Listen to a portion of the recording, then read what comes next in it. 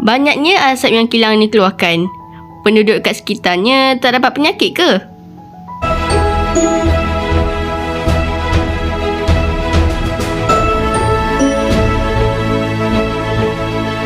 Hai, Assalamualaikum dan selamat sejahtera.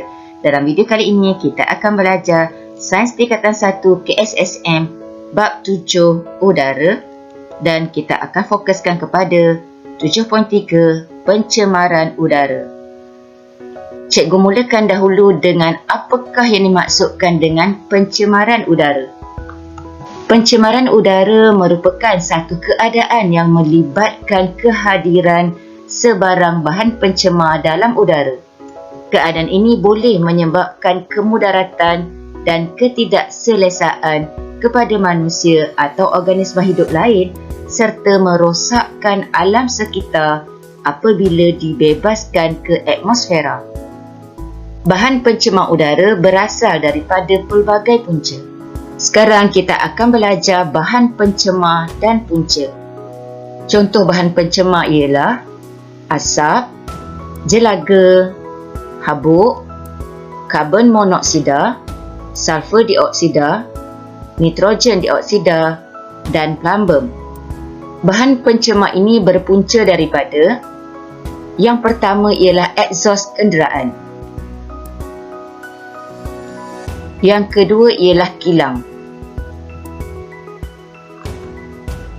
Bahan pencemar yang seterusnya ialah jelaga, habuk, asap dan zarah logam. Bahan-bahan pencemar ini berpunca daripada yang pertama ialah pembakaran terbuka. Okey, kita tengok ya pembakaran terbuka ini. Okey, jangan dilakukan di sekitar rumah kita ya. Yang kedua ialah rokok. Rokok juga sangat berbahaya dan ia mengeluarkan asap, habuk dan juga bahan pencemar yang cikgu sebutkan tadi. Seterusnya kebakaran hutan. Okey, kebakaran hutan ni sangatlah memberikan kesan kepada alam sekitar. Okey, ianya membebaskan banyak jelaga, habuk dan juga asap. Bahan pencemar seterusnya ialah habuk dan debu. Ianya berpunca daripada tapak pembinaan. Okey, pelajar tengok ya. Semasa pekerja ini membuat bangunan, okey, habuk, debu dibebaskan. Begitu juga dengan kilang asbestos. Okey. Dan kuari batu kapur. Nampak banyak debu, habuk dekat sini. Bahan pencemar seterusnya ialah bahan semburan pestisida dan juga baja kimia. Okey, ianya berpunca daripada aktiviti pertanian dan perladangan. Okey, pelajar boleh tengok semburan bahan pestisida ataupun racun serangga. Ia sangat berbahaya. Seterusnya ialah bahan radioaktif yang berpunca daripada loji kuasa nuklear. Okey, cuba tengok. Ini asap berserta dengan bahan radioaktif dibebaskan oleh loji kuasa nuklear. Bahan pencemar seterusnya ialah klorofluorokarbon, iaitu CFC, di mana ianya berpunca daripada alat pendingin udara, iaitu aircon. Okey, jangan selalu guna aircon kerana ia mengandungi CFC. Begitu juga daripada peti sejuk, okey, ada CFC yang terkandung di dalamnya. Klorofluorokarbon juga berpunca daripada semburan aerosol. Okey, pelajar boleh lihat ini adalah aerosol yang mana biasanya pelajar guna racun serangga, okey, untuk membunuh lipas, nyamuk dan sebagainya. Seterusnya CFC juga berpunca daripada kilang elektronik.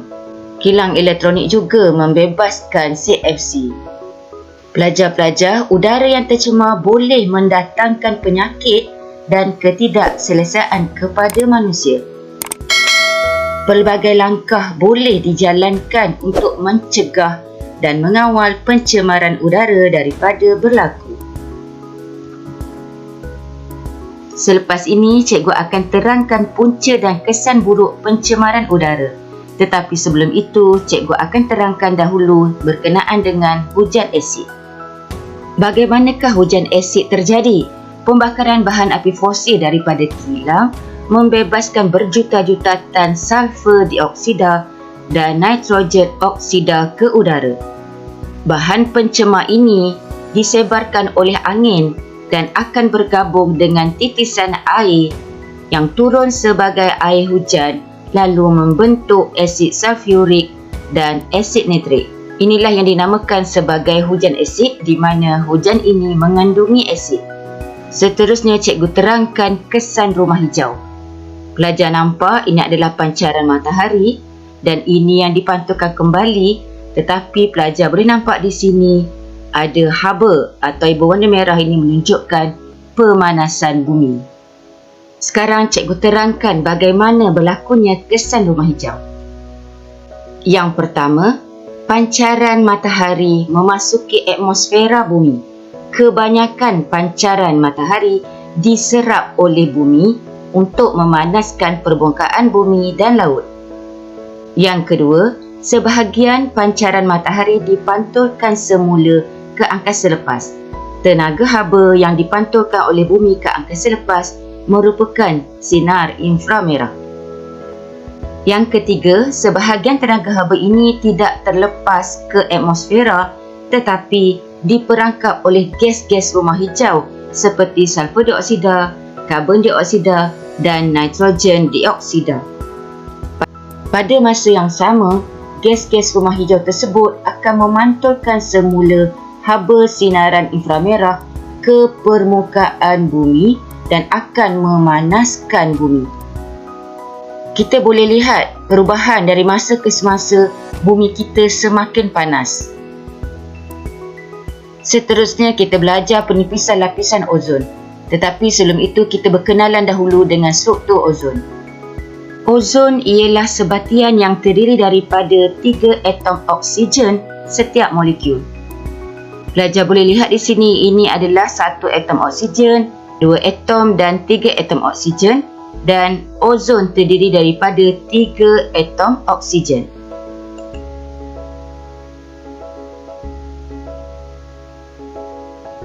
Lapisan ozon ialah lapisan gas yang mengelilingi bumi dan lapisan ini melindungi bumi daripada sinaran ultra ungu yang berbahaya daripada matahari. Sinar UV ini atau ultra ungu ini boleh menyebabkan banyak penyakit, contohnya kanser kulit. Pelajar boleh lihat sinar ultra ungu direct kena ke bumi apabila terdapat lubang pada lapisan ozon. Penipisan lapisan ozon disebabkan oleh sejenis gas iaitu CFC. Ini ialah gas CFC dan gas CFC ini terdiri daripada klorin iaitu Cl, fluorin F dan C karbon. CFC ini tidak larut di dalam air, jadi CFC akan terus naik ke atmosfera. Apabila CFC sampai ke lapisan ozon, atom klorin dalam CFC bertindak balas dengan molekul ozon dan menguraikan ozon. Lalu membebaskan oksigen. Penguraian ini menyebabkan lapisan ozon semakin nipis. Pelajar boleh lihat di sini. Apabila sinaran UV terkena kepada gas CFC, ia memutuskan ikatan ini dan klorin akan terbebas di sini. Kemudian klorin ini menguraikan ozon. Ozon tadi O3 kan? Jadi ikatan antara O2 dengan yang satu atom oksigen ini telah diputuskan. Right? Jadi inilah dinamakan lapisan ozon telah pun dinipiskan oleh CFC. 2 atom oksigen ini bergabung menjadi gas oksigen. Inilah cara bagaimana ozon diuraikan oleh CFC di mana menghasilkan gas oksigen dan atom oksigen. Baiklah pelajar-pelajar, sekarang kita akan lihat punca dan kesan buruk pencemaran udara. Yang pertama kita lihat ke atas kesihatan manusia. Asap dan jelaga memberikan kesan kesesakan nafas. ramai yang akan sesak nafas apabila terkena asap dan juga jelaga. Yang kedua ialah sulfur dioksida. Ianya menyebabkan penyakit berkaitan salur pernafasan. Yang ketiga, karbon monoksida. Ia akan menyebabkan sakit kepala, kerencatan akal atau membawa maut. Apabila asap masuk ke dalam hidung seseorang, yang mengandungi karbon monoksida, ia akan menyebabkan sakit kepala yang kerap terjadi pada ketika ini. Yang keempat ialah zarah asbestos yang akan menyebabkan kanser paru-paru. Dan yang kelima ialah zarah plumber. Ianya menyebabkan kerencatan akal pada kanak-kanak dan bayi. Seterusnya kita lihat kesan ke atas bangunan dan infrastruktur. Habuk dan jelaga akan mengotorkan bangunan, dan hujan asid sebagaimana yang telah cikgu terangkan tadi akan mengakis struktur konkrit dan batu kapur, dan ianya juga mempercepatkan pengaratan besi. Seterusnya tumbuhan dan haiwan. Hujan asid ini akan menyebabkan tanah berasid dan kurang subur. Jadi banyak tanaman yang tidak dapat hidup dengan baik. Sumber air berasid dan tidak sesuai untuk hidupan akuatik. Jadi kesannya banyak hidupan akuatik seperti ikan akan mati. Asap dan jerebu pula akan mengurangkan cahaya matahari sampai ke bumi dan menyebabkan kadar fotosintesis menjadi rendah. Kesannya apa? Kesannya oksigen di dalam atmosfera semakin berkurang. Yang terakhir kita lihat iklim bumi. Pembebasan asap dari kilang, egzos kenderaan dan pembakaran terbuka akan menyebabkan jerebu. Karbon dioksida akan menyebabkan kesan rumah hijau. Klorofluorokarbon yang telah cikgu terangkan tadi akan menyebabkan penipisan lapisan ozon. Gas sulfur dioksida dan nitrogen dioksida akan menyebabkan hujan asid. Bahagian yang terakhir dalam subtopik ini ialah langkah-langkah mencegah dan mengawal pencemaran udara.